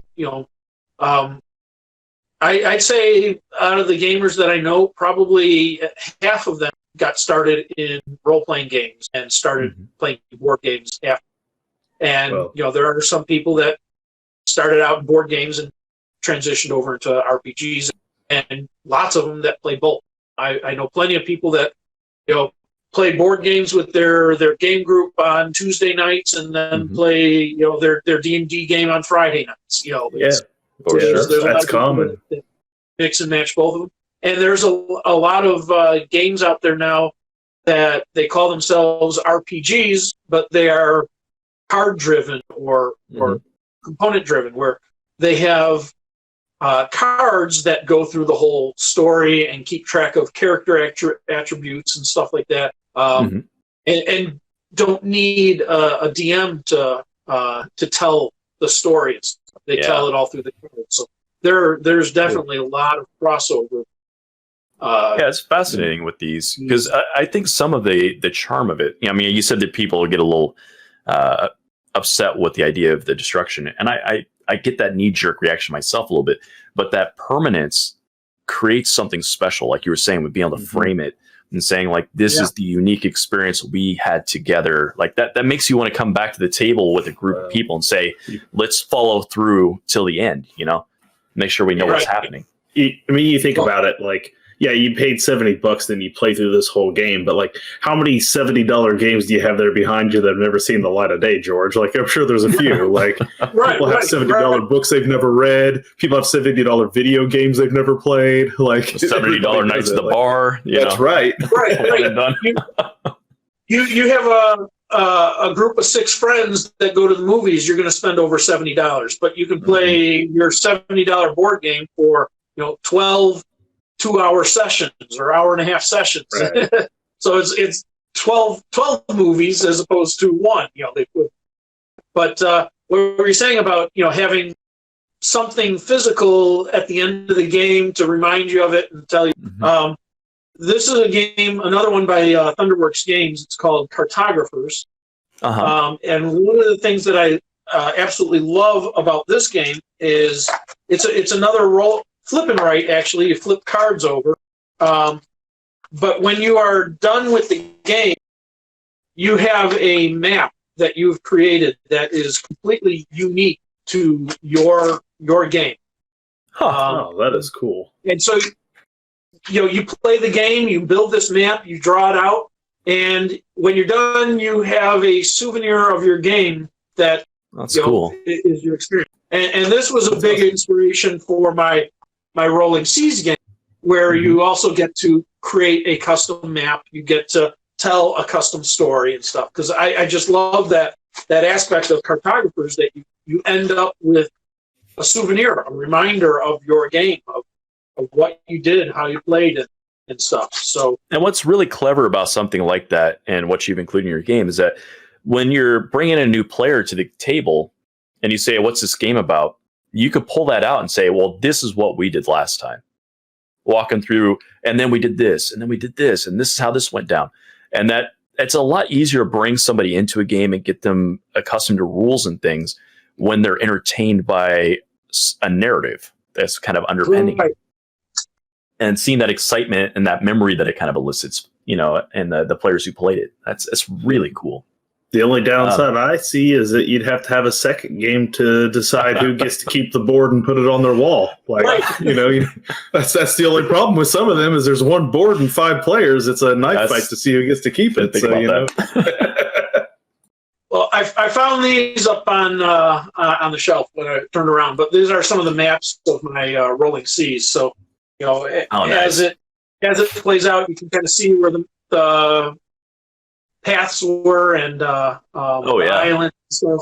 So each player ends up with their own experience that that they can remember. And if you choose to write the story out for your game, you have that as well. Now this question kind of got buried in the deluge of things in the chat here, so I want to get back to it. Airlaser was wanting to know how you feel about board games moving to TV and computer formats, with games like Jackbox, where your phone is your controller, and the party games are on the TV. Do you have an opinion on that, or? I think anything that gets people playing games together and having fun is good. Personally, like I said earlier, I like the tactile feel and sensation of actually playing a physical board game. My day job is with computers, so I sit in front of a computer all day working on stuff. So when it's time for game night, I like to separate. I still have my phone with me, and I'm taking pictures and and Facebooking and stuff while we play. We all do that. We don't disconnect completely, but I prefer to step away from the computer. We can understand that. I've never really been into video games that much. I've played video games, and I find that I kind of get obsessed in tunnel vision, and I'll play a game constantly for a couple of weeks, and when I'm done, I feel like I didn't like when I was doing that. So I try and stay away from video games and stuff, and the digital board game kind of have the same feel to me. Floats in that realm. I want to have that personal interaction with people. I'm sitting at a table, talking to them, joking, laughing, and I don't quite get that from different. It is a little different. We understand that because we have the same problem with TTRPGs. We like physical dice, we like physical sheets and books, and we like sitting around a table with the six of us hanging out. It just can't happen. So here we are on a program like Discord, floating heads in boxes, playing our games on a computerized format like Roll20, because it allows us to play every other week, twice a week, where if we had to get together, it's once every 6 weeks, maybe at the best we could ever manage to really do, so. Yeah. And like I said, with this whole, quarantine situation and stuff, I've started looking into Tabletop Simulator and figuring out ways to get my games onto it and to play other games and stuff and reach out to people. The other flip side of this quarantine is I've been spending a lot more time playing games with my family. Yeah. A lot of the kids' extracurricular activities have been canceled or have had their times shifted and stuff. My wife isn't working now and stuff, so we're home a lot more and pulling out the games in the evening. I also lead a Cub Scout pack, and we haven't had anything to do with Cub Scouts in a month now. Man. Yeah, and that's usually a once or twice a week deal. Yeah, I really miss it. It was a lot of fun, but you know what? That's several hours of every week that have opened up for me. 6 to 8 hours every week that are free now. So I've been playing a lot more games at home with my family and stuff. We gamed a lot before as it is, but now even more so. So a lot of incentive at this point. Yeah. It's I always touch on this with other topics, but I find it really fascinating how much of an impact gaming can have on the development of kids and adults, even, and in terms of like education, really just in different skill sets in general. Like we talk about with role-playing games a lot with, social aspects, but, with, board games, and there's math, there's strategy, there's, sometimes there's history included in there. There's a lot to consider, and it's hidden very cleverly, in a fun experience. Sneaky math. Yeah. I mean, do you take the time and ever break it down with your kids and say, hey, here's what's actually going on. Here's why you should strategize X, Y, or Z reason. Any of that stuff? We do. We homeschool, so we do use games for teaching a lot too. But games are great for critical thinking skills and stuff. And I play games with my kids all the time. I don't let them win. Good. I play competitively. Never let them win, ever. But what I do is I help them think through decisions and strategy. And I will present to them, the pros and cons of making different choices, and then let them make the choice. And I did that a lot more when they were younger. Now they're older. They're 10 and 13. They play competitively. My 10-year-old beats me occasionally at games. So good. He's very happy about it. I don't have to let my kids win games because they currently make their own board games, and they bring it in there, and I only get half the rules. So I start playing, and then by the time I'm done, I don't know if they made new rules, but they always win. So that's the best part about being a game designer is you can make up your own rules as you go along and change them as you go along to your benefit. I've asked for some instruction, like sets of rules before these games start sometimes, but my 8-year-old has a lot of fun making the boards and the squares, and there's been some interesting. It's interesting to see the intelligent design that an 8-year-old puts into building their own board game. Like it's a truly fascinating thing. Like that you can see places where they have a lot of good forethought, and then other places where they don't. Where it's like move ahead 3 squares, and that square that you land on inevitably says move back 2, and you're like, okay, you didn't really count that out, did you? So just little things like that. But it's funny when you're playing. Like you play it, whatever. But it's you can see there wasn't a lot of play testing involved yet. Oh yeah. Well, I mean that's a big part of it too. I mean, you spend a lot of time doing play testing, I imagine, and taking feedback and iterating through it again and again and again and again. Coming up with revisions. So, I mean, a lot of people don't realize how much work goes into this stuff. It's a lot. It is. It's a lot of work. I track every game I play. I keep a log of it, whether it's one of my own games or not. But this one, 8 seconds, I've played more than any other game that I have ever played. So I've got 110, 120 different plays of that log. Wow. And that's what it takes, to get a game solid. For sure. It's a game that so many times I thought was done, and then I would play it with somebody, and they would say, "Well, what about this? What if you made this little change and it just started things flowing?" I thought the game was finished and complete when somebody said, "Wouldn't it be great if somebody had something to do when it wasn't their turn?" And that's where the betting aspect of it came. And so, it just really takes a lot of work, not just designing the game and coming up with the mechanics and how everything worked together, but then playing it over and over and over and over and making sure that everything still always works. And making sure you still want to keep playing.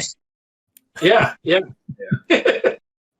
Now with this, we touched a little bit of how many hours you're spending going back with it, but obviously some of them you've done in 48 hours, some of these sprints.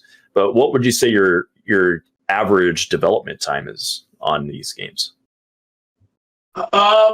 It varies, and part of the thing that makes it hard is none of my games are officially published through a publisher. They're all kind of self-published through the Game Crafter. I'm actively looking for publishers to pick something up. So none of them are truly finished. They're still, they can still change. But it really depends. Some games came together really quickly, like the Rolling Seas. I had the idea for it, and about 2 days later, I had a playable version of it, test of it. And, I made some tweaks and changes and stuff. And after about a week, it was pretty solid. It had a couple of little tweaks since there, but after the first week and a half, it hasn't changed a whole lot since. Gotcha. Whereas other games, like actually this Race to the Moons, is a huge game, but I actually originally designed that for a 24-hour game design contest where you had to come up with a game and do everything you needed for it in 24 hours. And you could think about the game as much as you wanted, but as soon as you put pen to paper or started typing rules or whatever, that started the clock. You had to have it finished within 24 hours. And so I did that game, and I ended up winning the competition that it came for, but I didn't have time to play test it or anything in those 24 hours. It was just all the main mechanics and stuff that flowed together. So the core of the game was done in 24 hours, but then it was about that's unbelievable. 3 or 4 months later before I finally got to play test it. And once I play tested, I started realizing things that didn't really work all that well. And it's been in development since then. So 4 years now, 3 years it's been development, and slowly going through changes and stuff. And it was finally, this past fall, it was to a point where I felt like it was solid and good. And I don't anticipate making it changes to it. But that doesn't mean there are You never know. you never know. So with your games either that close to completion or at this high level of development that you have, like, have you considered things like a Kickstarter to like be able to produce it to a point you can put it out there? I have thought about doing Kickstarter, but in order to do a Kickstarter successfully, you have to be a good business person. And Yeah. I love the creative design aspect of board game development. And while I feel like I'm involved in the community and I've done the research and I know things well enough, I feel like I could run a successful Kickstarter and do all the manufacturing stuff, figuring all that out, and get it out there. I feel like I could do it, but I don't want to. There it is. I want to design. That's always an option. You just walk away from that if you don't want to deal with it. Like I felt it coming. Exactly. It still work. I'm looking for a publisher that does all that stuff, that enjoys doing that stuff, that is good at doing that stuff, that knows all of that. Okay. And so even though I feel like it's stuff that I could learn and I could figure out and I could do well, it's not something that I want to, because then it takes my hobby and makes it work, and I want it to continue to be fun. What I was curious is how many publishers out there for board games want to see a successful Kickstarter done, and then they're like, we'll take that product and run with it. Like, I was wondering if it's a cart horse issue with that sometimes. Like, they want you to venture out there first, and once they see it successful, then, people throw money at anything once they think it's successful. Like, Not really. There's a couple of different schools of thought with that, and a lot of it really depends on the game itself.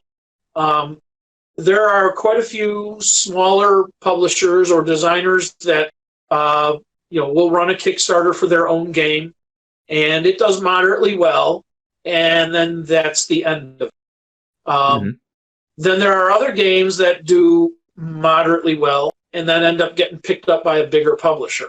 And it really just kind of depends on whether that bigger publisher sees the game and thinks it fits in with their line of game, and has it exhausted the market.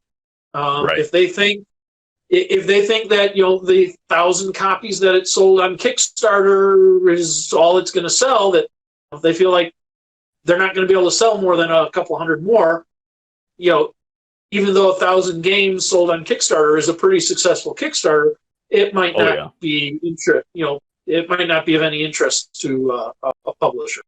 But then there's games that, on Kickstarter, they'll sell 1,000 games, and a publisher might look at it and say, hey, I think this one can really take off, and they might be able to sell another 15,000. And so, some people say if you want to find a publisher, go out and run a Kickstarter and show that there's interest in your game. Other people say don't do that, because if there's interest in your game, a publisher wants to tap that market fresh. Yeah. Okay. I can see both philosophies. That would make sense. Yeah. So it's there's arguments on both sides of it. Mileage may vary. Yeah, very much right, so. Right. And there's arguments, the same thing with having your games up on the Game Crafter. Some people say, don't make your game public on the Game Crafter, because then publisher might not be interested in it. But the fact of the matter is, there are a number of games that started out on the Game Crafter and then got picked up by publishers. And so, really, that's your portfolio too. So, I mean, is, when you're looking at a publisher, they're wanting to see that you're a person who creates and that you have content, and that, if this isn't your last game, you're going to have more in the future. First game too. Yeah, exactly. Yeah. So many. They say that designing a game is like writing a novel. You have to design at least 2 bad games before you get one that's mildly good, and that's true. I look back at my earliest designs, and while they had some interesting ideas and aspects to them, the games kind of suck. I've learned a lot by designing those. I've learned what worked, what didn't, what needs to change, and someday I'd like to go back to those original designs maybe and apply what I've learned over the years. And That was maybe get exactly what I was going to ask you, is if you've gone back and redesigned any of those early concepts, but apparently you haven't. I think about them all the time, and I think, I could do this, I could do that, but creatively, I've kind of moved on beyond them, and I've got new ideas. It's a choice of do I want to, feed the new idea or go back to the old thing, and I'm always more interested in the new idea, what's new and exciting. Makes sense. Now, I feel like we can't possibly have a 2-hour conversation on board games with us being tabletop players and you being a board game person and not mention Hero Quest. Because can we not just say that is the route by which both of our hobbies joined in one matrimony right there was Hero Quest, right? So were you a Hero Quest fan? Did you ever try Hero Quest? I never played it. When I was younger, the board games and stuff that I played, most of them were the games that my parents had. So I played a lot of games from the 60s and 70s growing up. I played a couple of games. The first game that I ever did any kind of game design for was a game called Solar Quest. It was kind of a space Monopoly game. Do I still have it on the shelf? No, I think I packed that up. It's on another shelf, but it's kind of like Space Monopoly. You're traveling around the solar system, buying up moons and stuff around the different planets. And I developed a expansion for it, painted over an old Sari board, and built going out to the comets and the Oort cloud and Planet X and stuff. Built all that, and I did that when I was in, I think, high school, junior high or high school. And so I played that game. I played Acquire. I played called King Oil. Played a lot of card games with my family and stuff. So when I was growing up, if it wasn't one of those games that my family had and already played, I didn't have a lot of other friends that were interested. So I didn't play many other games. So no, I didn't really get into Hero Quest or Dark Tower, Fireball Island, or all those ones that there's a company called Restoration Games that they're bringing back all these old games from the 70s and 80s and revamping them so they're modern. If I could get me another copy of Hero Quest for less than like the $250 I see them at conventions for, like I would own that game again today. Like that is such a fun game. And it really, like I said, if for people that we ask them every time they're on the show how they got started in the hobby, and we've had a lot of guests say the Red Box, the old D&D Red Box. I would argue half of those Red Box players played Hero Quest first. They probably sat down with a board, played a game of Hero Quest, then found out there was a game that was very similar to it that they didn't need the board for, and next thing you know, they were painting all those minis and using them in D&D games somewhere. Like, I have a feeling that's where a lot of Hero Quest minis ended up. So, it was just such a cool, fun game. Very modular-like in the way that D&D modules are put together. So, I mean, it's such an easy transition for people. It's really fun.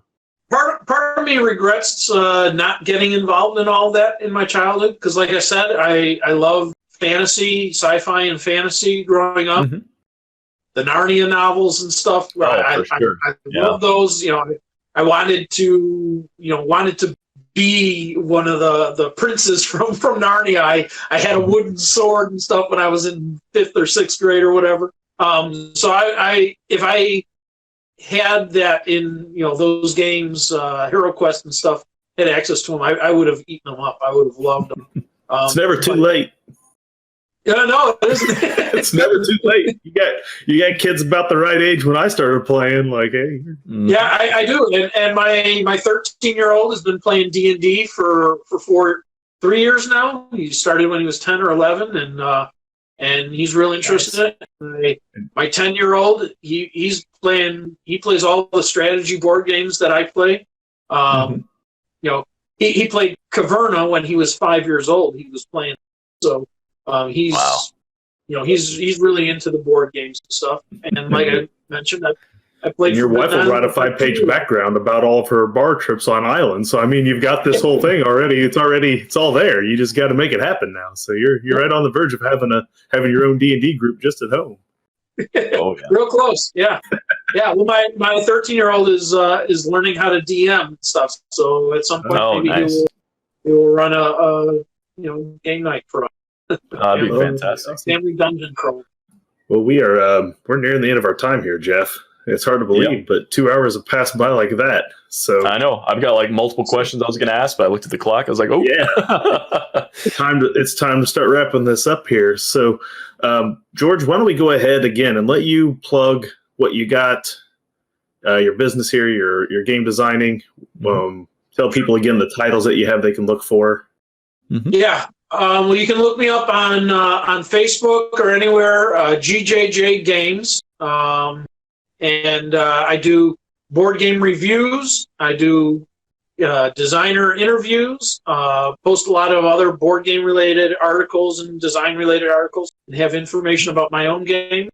And you can find a number of my games either on my site. I've got some PMP versions of some of them, just information, or on the Game Crafter.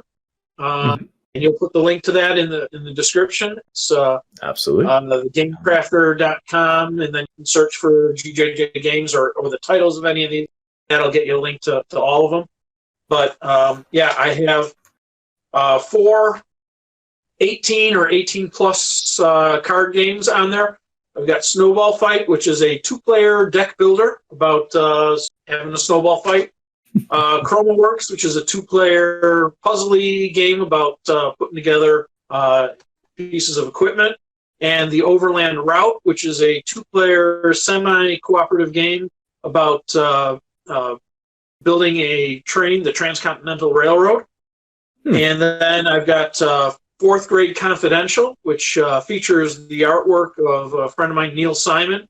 It's a 3 to 5 player detective sleuth game about solving a 4th grade level crime. Who was cheating on the test, or who stuck a tack on the teacher's chair. So, so I've got those. Nice. I've also got Rolling Seas, which is my roll and write game about exploring the seas and encountering sea monsters and storms and stuff, and telling a story about it. And it's currently a semi-finalist in the Game Crafters Roll and Write Design Competition. I have 8 Seconds, which is a game about riding bulls in a rodeo, a dice and card game, where on your turn you're trying to ride bulls in the rodeo, and when it's not your turn, you're betting on the outcome of the rider.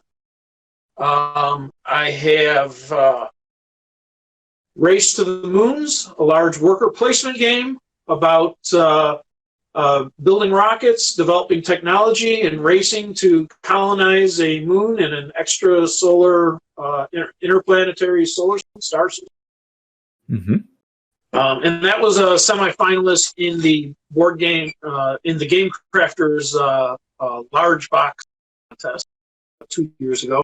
And then I've got Trick Builders, which is a combination trick-taking, deck building, and card drafting game for 2 to 6. Very nice. So if you're watching this now live, or if you're later on YouTube watching it, make sure you go check that out. Give them some support there. We'd like to see some of those games played, and report back to us. Put in the comments. Tell us what you thought. Give us some reviews. There's a whole board game section here on Twitch. So stream some games. Play some games on there. Yeah, and if you haven't already, we do have a Discord that you've already joined, obviously, but we have a promote section on there. So as you got new products that you want to talk about, we got players who play board games. It would be interesting. So definitely put it in there. The promote section's there for that reason, to get stuff in front of people. So make sure you do that. Take advantage of that. And if you are in the chat right now and you don't know about our Discord, I want to put the little command in so it pops up the link for you. Go ahead and click that link. I will always have the link to our Discord in the description of the videos as well. So if you're able to dig through all the commentary down below, it'll be there. Join us up. We like to talk about all kinds of stuff. Dustin and I never shut up, apparently. But we have all kinds of stuff on there. We got lots of people that play games. We got board gamers. We got tabletop gamers. We got video gamers. We got all kinds of stuff. So get on there and be part of the conversation. Be part of the community. We'd love to have you. So there's a lot of other things for us to plug this week. Oh, yeah. We got all the plugs coming. You want to get into those, Dustin? Yep. Well, today's Monday. It's the Wisdom Check. You, of course, find me and Jeff here every Monday night at 10 p.m. on Mondays. Our guest next week. Pull up the list because I get my weeks mixed. Should be DM Ferris, I believe. It is. DM Ferris is returning. That's the DM from Air Laser Stream, actually. We're going to be talking about some DM prep and how much to do, how little to do, what DM prep works, what maybe doesn't, and help you figure out how much DM prep you need to be doing for your team. So we're going to be talking about that next Monday, 10 p.m. Tomorrow at 8 p.m. Central Time, Cameron is back with more Bardic Knowledge, where he is composing music for our Tabletop RPGs live. So he will be back tomorrow at 8 p.m. for Bardic Knowledge. That brings us then into Wednesday. And Jeff, on Wednesday, we're playing Pathfinder 2nd Edition, Fall of Plaguestone. Mm-hmm. So we're getting a little module action. What would we be expecting for that, Jeff? I don't know. Where we left you guys off, you had triumphantly made some victory over some wolves on the road before coming into a small rickety town of disheveled hovels, only to find yourself into a bar where you met a bully and then subsequently started to get some drinks just in time for a bar brawl to break out. So we're going to be picking up with that bar brawl and see what's going to become of our group and all the wild shenanigans that comes next. So that's going to be fun. We're trying out the new system, and this is kind of new for us. We don't normally do modules, so I'm running a module that is put out for the game, and we're seeing how that plays. And so far, I'm having a good time with it. Players are crazy, and lots of crazy characters, so it's a lot of fun. You guys get to interact with it as well. So if you were in the chat, you get to potentially throw some wrenches in our game and have some impact, both positive and negative, for the players and for myself. So it's all for fun. So hope to see you guys there. And then Thursday, World War Z. Probably World War Z game action. It'll be video game more night. World War Z game action on. That's video game night. Thursdays now is video game night. So World War Z will be Thursday. And for whatever wacky reason we decided funny voices was important for that night. So if you're in the chat, you can make us use a weird voice by using your points for the channel. And thanks for the follow there, Pennywise. Much appreciated. Pennywise. So if you come on Thursday nights, you can spend your channel points, make us go into a different character voice, and we will play the game as that character. So far, most of the time we've been playing in character from our Dungeons and Dragons games, and it's really wacky hearing a little gnome illusionist screaming about how he's got a minigun and he's mowing down zombies. So that's been fun. That's awesome. So yeah, come be part of that. It's just like blowing off some steam, having a good time. And then when is our next Everstorm? Saturday? Saturday is Everstorm. We'll be returning for a new episode of Everstorm this coming Saturday, 10 p.m. Central Standard Time. And I would love to tell you what the title for this Everstorm game is, but Levi hasn't given it to us yet, so we don't know what the title for this episode is yet. But it'll be this Saturday at 10 p.m. and somewhere between now and then, I'm guessing Levi's going to do some more art here on stream. DM to Art will probably be back. We can't tell you when. Levi won't tell us either.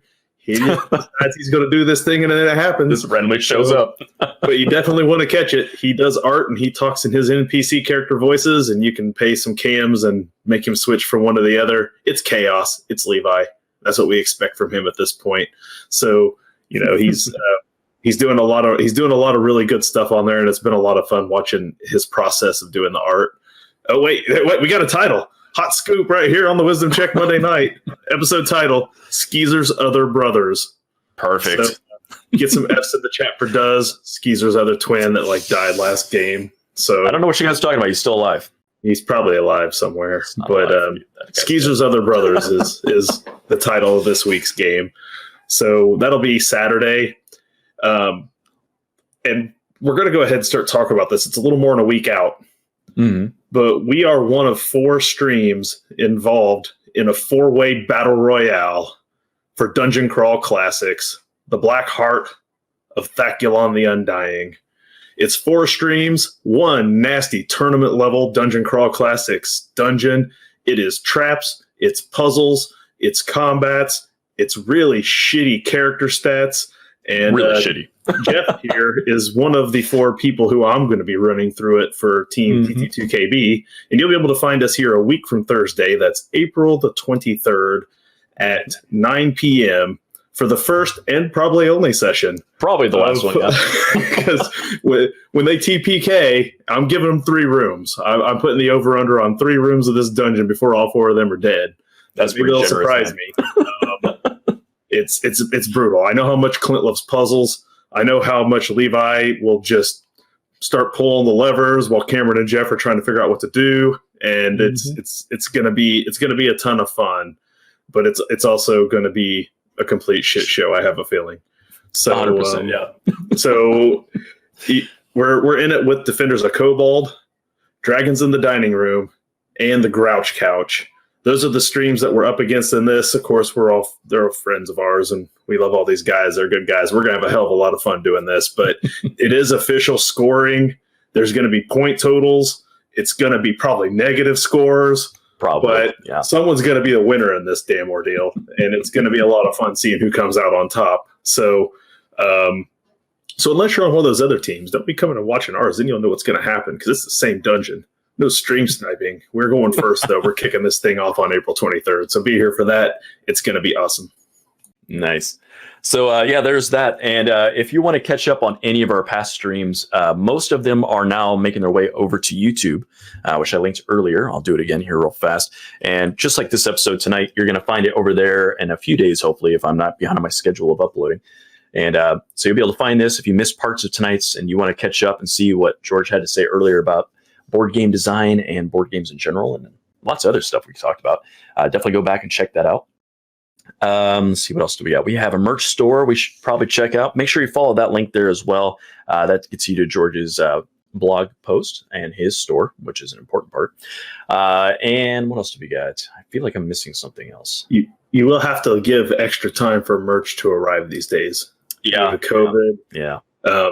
Delivery times on merch has been extended by quite a bit. So just be aware of that when you're purchasing.